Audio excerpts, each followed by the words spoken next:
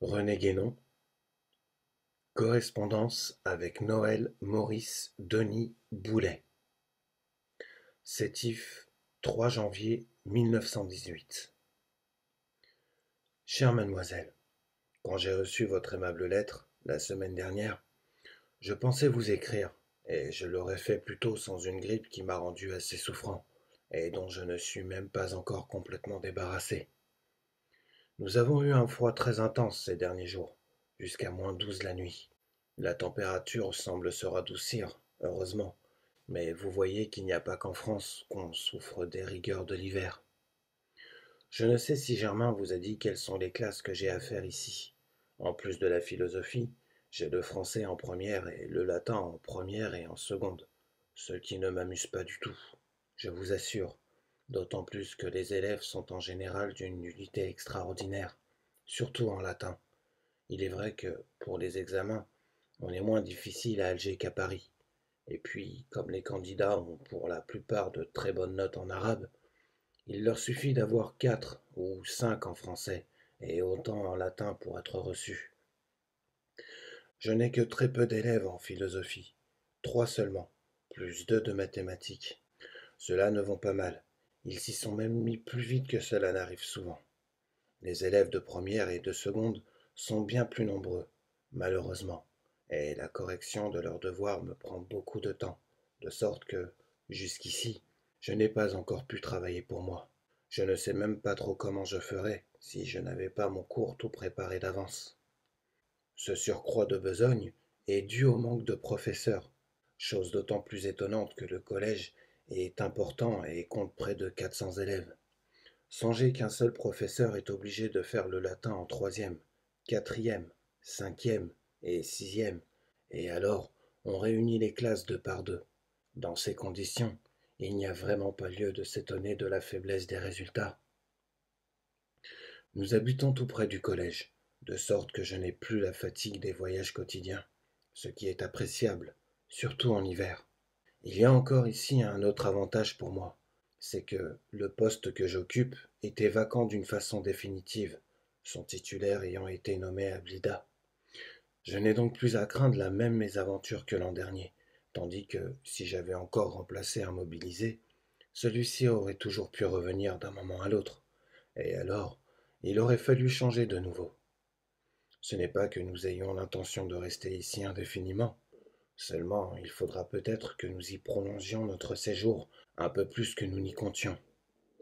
Car je ne peux pas abandonner un poste sûr pour un autre qui ne sera encore une fois que du provisoire. Ce qui nous est le plus pénible ici, c'est de nous sentir si loin de tous nos amis. Mes collègues sont très gentils, le principal également, et les relations avec eux sont assez agréables. Mais comme milieu intellectuel, cela laisse plutôt à désirer. En général, les gens d'ici ne s'occupent guère que de commerce et d'affaires. Tout le reste semble les laisser indifférents. Ainsi, personne ne parle jamais de la guerre. C'est trop loin et cela ne les touche pas assez. Nous ne serions au courant de rien si nous n'avions les journaux de France, et encore, ne nous parviennent-ils que très irrégulièrement, le plus souvent au bout d'une semaine. C'est surtout quand nous sommes plusieurs jours sans avoir de courrier que nous sentons notre éloignement. Et comme la région est certainement l'une des moins intéressantes de l'Algérie à tout égard, ce ne serait pas très gai si cela devait durer très longtemps. Enfin, dans les circonstances actuelles, il faut encore s'estimer heureux de n'avoir pas d'autre ennui que cela. Nous avons eu 12 jours de vacances, qui se terminent aujourd'hui. Le temps a été si mauvais que nous n'avons pas osé nous risquer à faire un petit voyage, comme nous en avions l'intention tout d'abord. Et je crois que nous avons bien fait, car il paraît qu'il y a eu partout de la neige ou de la pluie. Du reste, ce ne serait peut-être pas très prudent avec ma grippe, et d'autant plus que ma tante a été, elle aussi, très fatiguée par le froid. Ce sera donc pour Pâques, probablement. Je laisse à ma femme le soin de vous donner d'autres détails sur le pays, comme vous le lui demandez, et je vais maintenant tâcher de répondre à votre lettre, ou plutôt à vos 2 lettres, car je n'oublie pas celle de septembre. Germain nous avait écrit que vous aviez été admise à suivre les cours de la faculté de théologie. Toutes nos félicitations. Je comprends assez votre horreur de l'exégèse. Quant à l'étude de l'hébreu, vous ne nous dites pas si elle vous intéresse. Et votre projet de thèse pour le doctorat en philosophie, pensez-vous pouvoir le mettre bientôt à exécution? Comme vous devez le penser, l'appréciation si favorable du père Certilange à mon égard, que vous me transmettez, m'a fait le plus grand plaisir. Je regrette d'autant plus vivement de n'avoir pu faire sa connaissance au moment où vous aviez si aimablement projeté de nous réunir, mais j'espère bien que l'occasion s'en présentera quelque jour. Ce que vous me rapportez m'intéresse d'autant plus que ce n'est pas dans les milieux universitaires que je compte trouver jamais la moindre compréhension des choses métaphysiques. Je crois aussi qu'on aurait tort de n'attacher aucune importance métaphysique à la théologie, mais il faut maintenir, malgré cela, une séparation très nette entre les deux domaines. Bien des vérités métaphysiques sont assurément susceptibles d'une application théologique, mais il faut alors qu'elles soient traduites en un langage tout différent, et cette différence tient à celle des points de vue auxquels on se place. Aussi, je pense que le mieux, quand on fait de la métaphysique pure, est de ne pas se préoccuper des applications théologiques possibles, non plus des autres applications de tout ordre, ce qui est loin de vouloir dire que ces applications soient sans intérêt en elles-mêmes. Maintenant, si vous trouvez des correspondances plus nettes chez les théologiens que chez les philosophes, cela ne me surprend pas outre mesure, car si la théologie n'est pas et ne peut pas être de la métaphysique pure, la philosophie en est souvent bien plus éloignée encore. Cela est peut-être moins vrai de la philosophie catholique que de la philosophie universitaire. Mais pourtant, presque tout ce qui a été écrit dans les temps modernes, je ne parle pas ici du Moyen Âge, doit forcément se ressentir plus ou moins dans la mentalité générale. Quant à la mystique, je ne la méprise pas aussi complètement que vous semblez le croire. Je ne regarde point la réalisation mystique comme illusoire, mais seulement comme incomplète. Et je vous accorde très volontiers qu'il y a là quelque chose de plus que la simple théorie. Seulement, je pense que vous reconnaîtrez, de votre côté, que cette réalisation diffère profondément de la réalisation métaphysique, et cela dans son principe même, puisqu'elle s'effectue en mode passif. C'est d'ailleurs pour cette raison qu'elle ne peut pas dépasser certaines limites. Pour plus de précision, je dirais que ces limites sont celles d'un état individuel envisagé dans l'intégralité de son extension. Quant aux autres états, ils ne peuvent alors être perçus que par la réflexion en quelque sorte, et non pas d'une façon directe et immédiate. Une seconde conséquence du caractère passif de la réalisation mystique, c'est son défaut d'ordre. S'y mélangent des éléments très divers, d'où une confusion entre l'intellectuel et le sentimental. Confusion qui est d'ailleurs inévitable toutes les fois qu'une certaine réalisation n'est pas appuyée sur une base théorique suffisante. Il me semble du reste, d'après ce que vous me dites, que le père Certilange reconnaît l'existence de cette confusion. Sans doute, on peut toujours dégager les éléments intellectuels qui s'y trouvent, mais ce qu'on obtiendra ainsi aura perdu par là même le caractère proprement mystique. Cela pourrait être plus intéressant pour faire certains rapprochements, mais à la condition d'avoir déjà acquis d'autre part les données métaphysiques voulues, car il sera peu sûr d'entreprendre des études métaphysiques en se basant sur les écrits des mystiques, même les plus orthodoxes. Je crois que vous m'accorderez encore ce dernier point, sans trop de difficulté. Maintenant, peut-on parler de mystique intellectualiste comme vous le voudriez? Comme ce qui caractérise essentiellement le mysticisme comme tel paraît être la présence de l'élément sentimental, il me semble que tout ce qu'on a le droit de dire, c'est qu'il peut se trouver dans le mysticisme des reflets d'intellectualisme. Mais ces reflets ne correspondraient-ils pas précisément à la réflexion des états supérieurs que la réalisation mystique n'atteint pas directement? Quant à Spinoza, que vous me citez à ce propos, je ne sais pas jusqu'à quel point on peut le dire mystique au sens propre de ce mot, mais en tout cas, je n'accepterai pas de le regarder comme vraiment intellectualiste, bien qu'il l'ait été, à certains égards, plus loin que le rationalisme cartésien, grâce à la connaissance qu'il avait de la philosophie du Moyen Âge, et en particulier de Maïmonide. Mais il resterait à déterminer jusqu'à quel point il l'a compris celui-ci, qui semble lui être bien supérieur, encore que les Juifs n'aient jamais été très métaphysiciens. Vous avez raison de ne pas vouloir séparer la réalisation de la théorie et de dire qu'elle forme un tout indissoluble. En métaphysique pure également, il doit en être ainsi, mais la théorie doit cependant précéder toute réalisation, parce qu'elle seule peut fournir à celle-ci la base indispensable. En d'autres termes, la connaissance théorique est la préparation nécessaire de la connaissance effective, mais elle ne peut être que cela, et ce caractère doit influencer sur la façon dont sera présenté l'exposé de la théorie elle-même. Je veux dire que, même si on laisse de côté tout ce qui n'est pas d'ordre exclusivement théorique, il n'en faudra pas moins tenir compte de ce qui devra ainsi rester sous-entendu.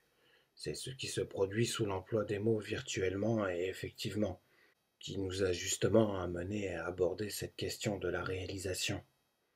J'espère que vous me direz dans votre prochaine lettre si vous concevez mieux la possibilité de la réalisation métaphysique, maintenant que j'ai essayé de vous indiquer ce qui la distingue de la réalisation mystique. Je dois d'ailleurs ajouter que cette dernière est la seule chose qu'on puisse trouver en Occident quand on veut sortir du point de vue simplement théorique. Et pourtant, ici encore, je suis tenté de faire une restriction. Peut-être y a-t-il eu autre chose au Moyen Âge, mais alors c'est quelque chose que nous ne connaissons plus du tout. Cela s'est-il perdu complètement ou en est-il subsisté quelques traces qui, en ce cas, seraient bien cachées? C'est là une question qu'il serait intéressant d'élucider, mais je crois que c'est fort difficile. Quant à l'effort de vie intérieure, vous avez bien vu que ce n'est pas du tout de cela qu'il s'agit, ni même de rien d'analogue à cela, quand on parle de réalisation métaphysique. Cela ne pourrait même avoir aucun sens ici, puisque cette réalisation doit précisément aller au-delà de la vie, aussi bien que de toutes les autres conditions limitatives qui définissent tel ou tel état particulier d'existence. D'ailleurs, les mystiques eux-mêmes vont déjà plus loin que le domaine de la psychologie, sans sortir pour cela de l'état individuel humain, ni par conséquent de la vie, qui est une des conditions de cet état. Cette expression de vie intérieure a pris un sens bien fâcheux avec les modernistes, sens qui n'est pas sans quelque rapport avec celui de l'intuition bergsonienne. Ce ne sont là, au fond, que des expressions diverses d'une même tendance.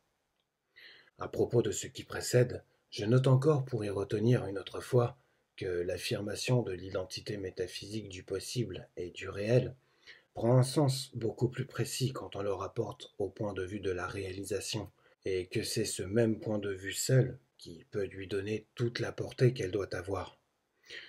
Je vous avais promis de vous reparler aussi de différentes autres choses. Vous serez bien aimable de me les rappeler à la prochaine occasion.